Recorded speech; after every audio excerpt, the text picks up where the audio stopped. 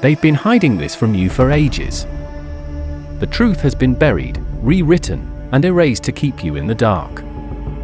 For thousands of years, you've been told that God is the supreme creator, the ultimate being, the one who began it all and will bring it all to an end. But what if I told you that's not true? What if the God you've been taught to worship, the 1 billionth bow to today, is not the source of everything? He's not the first. In fact, he's not even what he claims to be. Ancient Gnostic texts, once considered heretical and burned into near extinction, tell a shocking alternative story about the origin of the world. These texts were rediscovered in the 20th century in a place called Nag Hammadi, an Egyptian desert, where scrolls hidden for centuries revealed secrets that could shake the foundation of everything you believe. Among these texts is the tale of a being called Yabar, also known in some traditions as Yabar.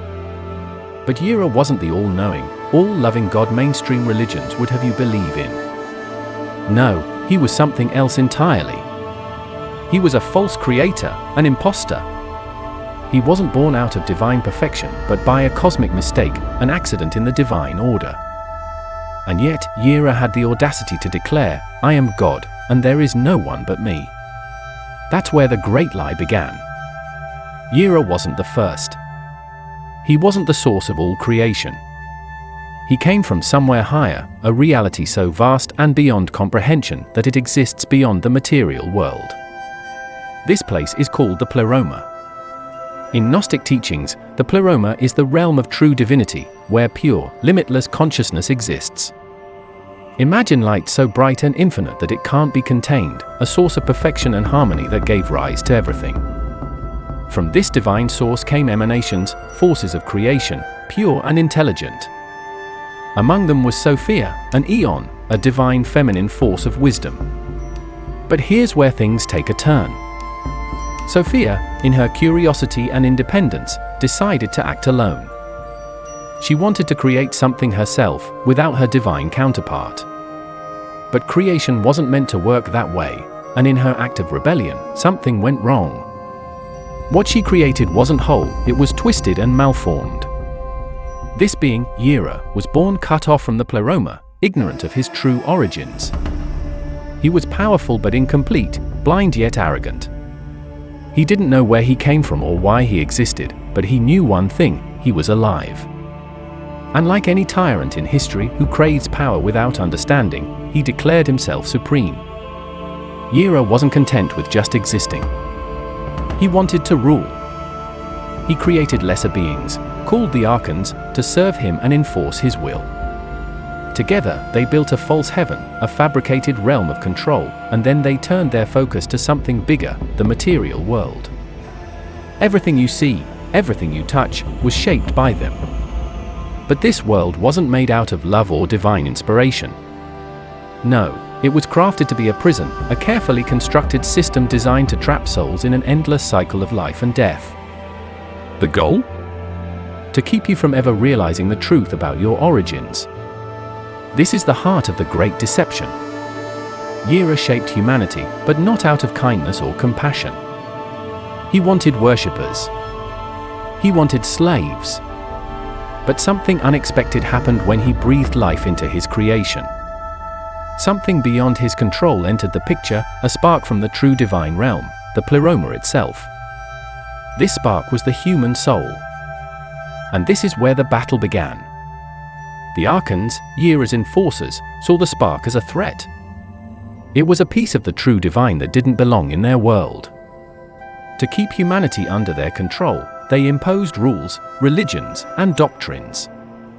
They built systems to keep people ignorant, obedient, and blind to their true nature. Over the centuries, dissenters were silenced, scriptures were altered, and knowledge was erased. But despite their efforts, fragments of the truth survived. The Gnostic texts, those suppressed writings of so-called heretics, hold the key to breaking the illusion. Think about it. Every morning, you wake up believing you have free will. You go to work, pay your bills, follow the rules, and live your life assuming this world is all there is. But what if it's not? What if everything you see and experience is part of a construct designed to keep you blind? What if your very thoughts and desires have been cleverly manipulated to keep you from asking the real questions? This isn't just philosophy or metaphor. This is the warning the Gnostics left behind for us. The material world isn't what it seems. It's a carefully crafted containment system, not created out of divine love, but as a tool for control. And those who maintain it? The archons. These beings aren't angels or gods of wisdom. They're parasites, feeding off humanity's ignorance and suffering. Their greatest weapon is deception, and their most powerful trick is convincing you that this reality is all there is. Ancient Gnostic texts describe the archons as cosmic jailers, existing behind the scenes of this world like programmers controlling a simulation. Their goal is simple: to keep you trapped, forever unaware of your true nature. They manipulate reality, introducing suffering, fear, and desire, not to enrich your experience, but to keep you invested in the system. They distract you with wars, entertainment, politics, and the endless pursuit of wealth and status. It's all a treadmill, keeping you running in circles without ever questioning why the world is the way it is. But here's where it gets interesting.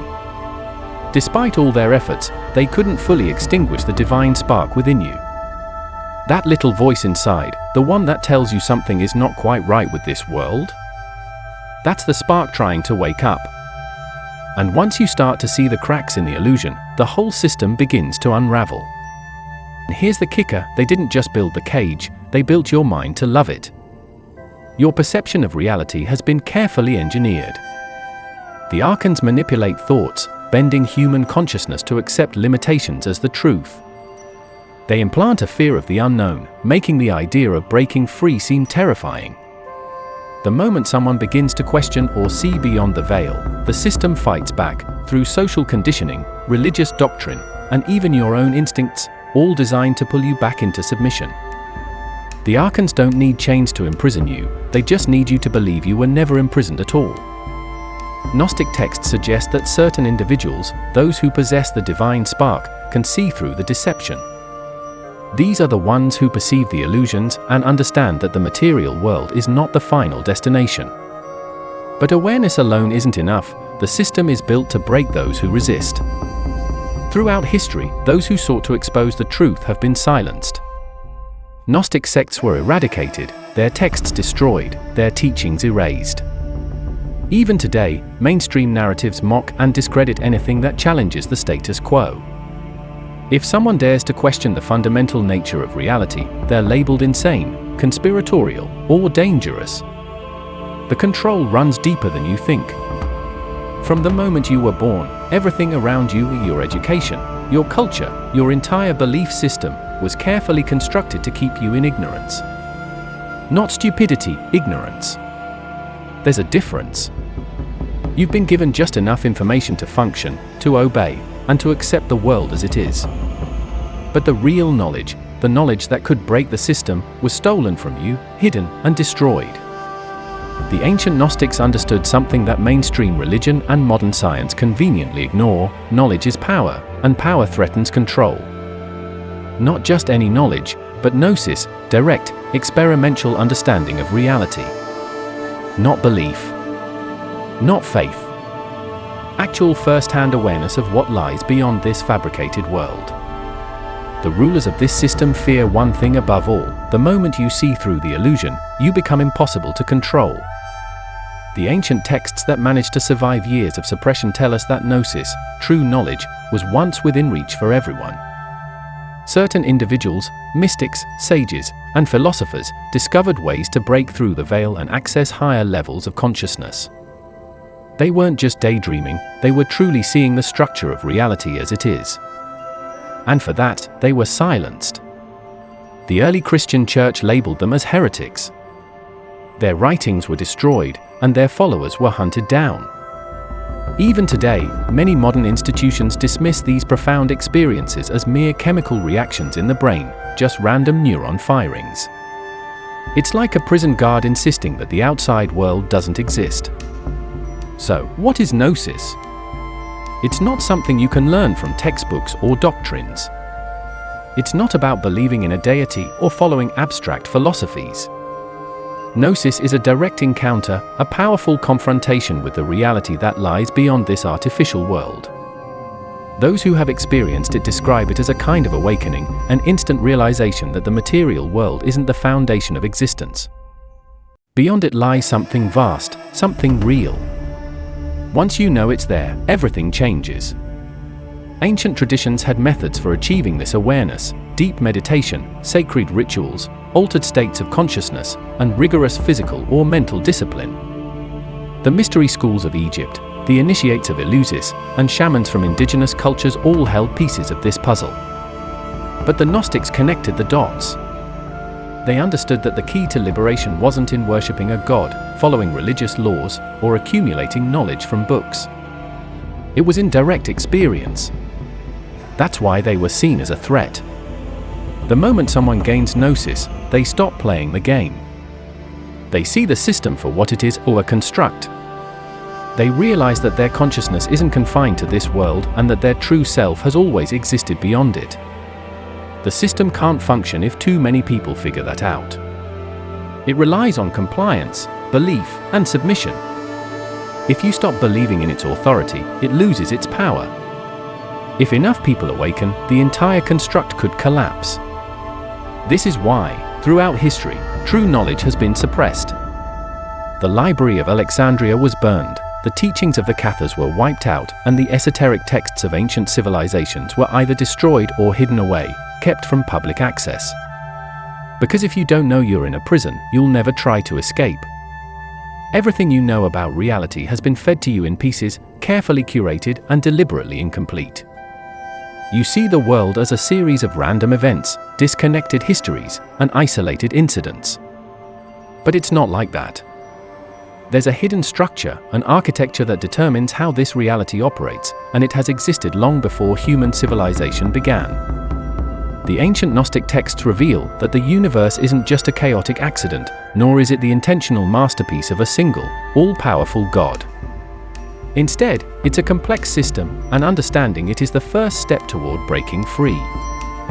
Imagine a layered system, like a cascading waterfall of power and influence. At the very top lies something so vast and mysterious that it's hard to comprehend: the pleroma, the true source of all existence. This is pure and limitless consciousness. It doesn't have a physical form, personality, or a singular will, it simply is. Everything flows from it like light shining through a prism. However, as that light spreads outward, it begins to weaken.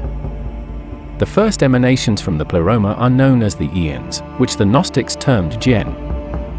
These aren't gods in the way most people think of deities. They don't have egos, desires, or personal agendas. Instead, they are fundamental principles and forces of reality, concepts so deep that human language struggles to capture their essence.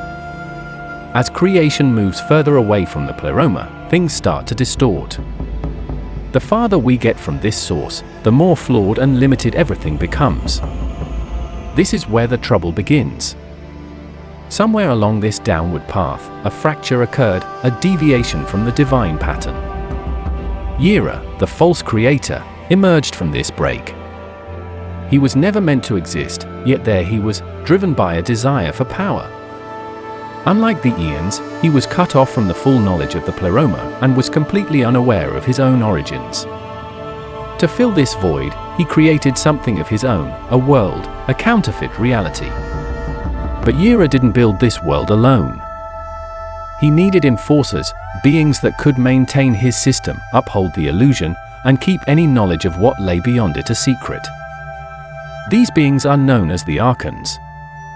Each archon oversees a different aspect of reality and is dedicated to keeping the lie alive. This is why our world operates as it does: the suffering, the cycles of destruction, the feeling of having limited choices. It's all part of a grand design. Different archons control different domains. Some manage the physical laws of nature to keep our reality stable. Others influence human psychology, shaping thoughts and guiding societies toward control structures like religion, government, and economic systems. Some thrive in chaos, feeding off the fear and confusion created by wars and crises. In many ancient stories, these beings are referred to by various names: the rulers of the material world, the false gods of old religions, or the unseen hands behind power. They aren't just myths or symbols, they are real and have been influencing human consciousness since the dawn of time. You were never meant to wake up and question the system. You were designed to serve, obey, and exist without wondering why. The system wasn't built for you, it was built to contain you. Yet, despite all the mechanisms meant to suppress your awareness, something within you resists. There's a part of you, buried deep, that even the architects of this prison couldn't extinguish. The Gnostics called it the divine spark, a fragment of something much greater than this world, something that doesn't truly belong here. If you've ever felt out of place, sensed that something is deeply wrong with reality, or questioned why suffering seems woven into the fabric of existence, then you know what I'm talking about. The divine spark is what separates humans from everything else in this construct. Unlike the archons, who are bound to the system they enforce, and unlike the creatures of this world, which operate purely by instinct, your consciousness comes from beyond this material realm. You are an exile. You were not created by Yabar, despite what many religious texts might claim. He and his archons took credit for something they neither created nor could create. They manufactured your physical body and engineered your biological form, but they did not create the essence that animates you. That essence is the one thing they cannot fully control. Ancient Gnostic texts tell us that after Yabar and his archons formed the first human bodies, they tried to give them life, but they failed.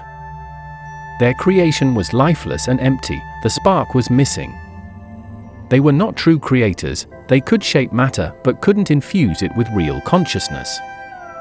Then, something unexpected happened, a force beyond their reach, something from the pleroma itself, intervened. The divine realm filled these vessels with something extraordinary. The archons found themselves powerless against true consciousness, and in that pivotal moment, everything shifted. They panicked, realizing they had allowed real consciousness to seep into their artificial world. This discovery meant their grip on control was no longer absolute. So, they crafted a new strategy. Instead of wiping out humanity, they decided to enslave it. From that point on, their aim was deception. They needed to ensure that humanity remained unaware of its true essence. To accomplish this, they manipulated perceptions and built layers of illusion. They created religions that diverted worship away from the genuine source of existence.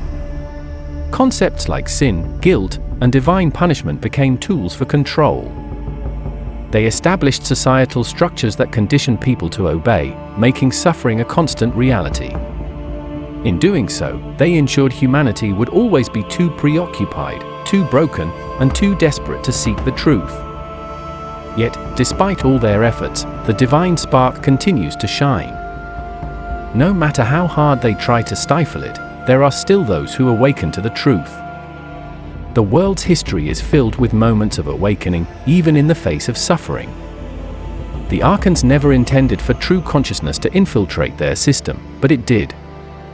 That divine spark, the one thing beyond their control, entered their realm, and ever since, they have fought to keep it from awakening. This battle isn't fought with armies or weapons, it's something much deeper and more subtle. It's a war of perception, a struggle for your mind. The archons don't need to physically restrain you with chains or walls. Their most potent weapon is deception and suffering. Do you truly believe this is just part of human nature? Is it really a coincidence that every effort for genuine freedom has been crushed before it could succeed? The Gnostic texts suggest otherwise. These texts portray the archons as predators, not merely physical beings, but entities that thrive on human suffering, fear, and division. They flourish in chaos. Every conflict, every crisis, and every control scheme serves one main purpose: to keep humanity distracted, weakened, and unaware of the truth. If people realize they are more than mere parts of a machine designed to exploit them, the archons lose their power. That's why they intensify their efforts, constantly stirring up conflict, whether racial, political, religious, or ideological. A fractured humanity is easier to control. They want you fighting amongst yourselves instead of against them. But the fight isn't just outside of you, it's happening within you right now. Every doubt, every fear, every moment of despair is part of their strategy. They keep you distracted, which is why this system is designed to leave you exhausted and overwhelmed. Throughout history, the narrative has been rewritten, not just altered, but completely erased. The true story of humanity, along with the essence of reality, has been buried under layers of false narratives. Evidence has been destroyed, hidden, or dismissed as myth.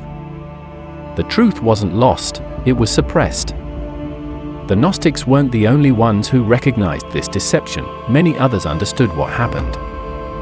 Important writings were burned or erased, and we're told it was just an accident, a casualty of war. But do you really believe that? Could it be that the most valuable knowledge of the ancient world was lost purely by chance? Look closely at the Gnostic texts. They weren't merely alternative beliefs, they posed direct threats to the control system. They revealed the false creator, identified the archons, and outlined the prison we inhabit. The early Christian church labeled them as heretics and ordered their destruction. Many of these texts remain untranslated and locked away because they challenge the official narrative. They point to a truth much older than we've been led to believe, and this isn't just ancient history, it's part of our ongoing reality. The suppression of knowledge has never ceased. Take Nikola Tesla, for example. He was a visionary who tapped into free energy and claimed to receive information from realms beyond our understanding. Yet, his work was stolen and his research classified. He died in poverty while others reaped the rewards from just a fraction of his discoveries. Look at how modern institutions operate. Innovations often disappear without a trace. Consider the sudden deaths of scientists and inventors who dared to challenge the status quo. These are not just coincidences or paranoid thoughts, this is how control functions. The system doesn't allow free access to knowledge that could threaten its existence. If you've made it this far, that alone should tell you something important. Most people won't reach this point. Many will dismiss it, mock it, or outright refuse to consider the possibility that everything they've been taught is a lie. And that's exactly what the system relies on. As long as you remain unaware of the truth, they don't care if you worship them or not. They just want you to acknowledge their authority. They don't mind if you resist their system, as long as you do it on their terms, through political battles, economic struggles, and social conflicts. These are all distractions, designed to keep your focus on this world, so you never realize you were never meant to be trapped here in the first place. But here's the real secret that terrifies them the most: you have the power to break the system. This is why they have spent millennia suppressing knowledge, rewriting history, and keeping humanity weak, divided, and lost. The moment enough people awaken to the truth, the illusion will crumble. The power structure will fall apart, and the prison walls will shatter. That's why they are becoming increasingly desperate. That's why their control is tightening, and why censorship, propaganda, and manipulation are more intense than ever before. The cracks are starting to show. More people are waking up now than at any other time in history, and the deception is beginning to fail. So, what happens next? That depends on you. This war, a battle for perception and reality, is ongoing. It's happening right now, whether you recognize it or not. You are a part of it. Thank you for watching, for thinking for yourself, and for refusing to look away.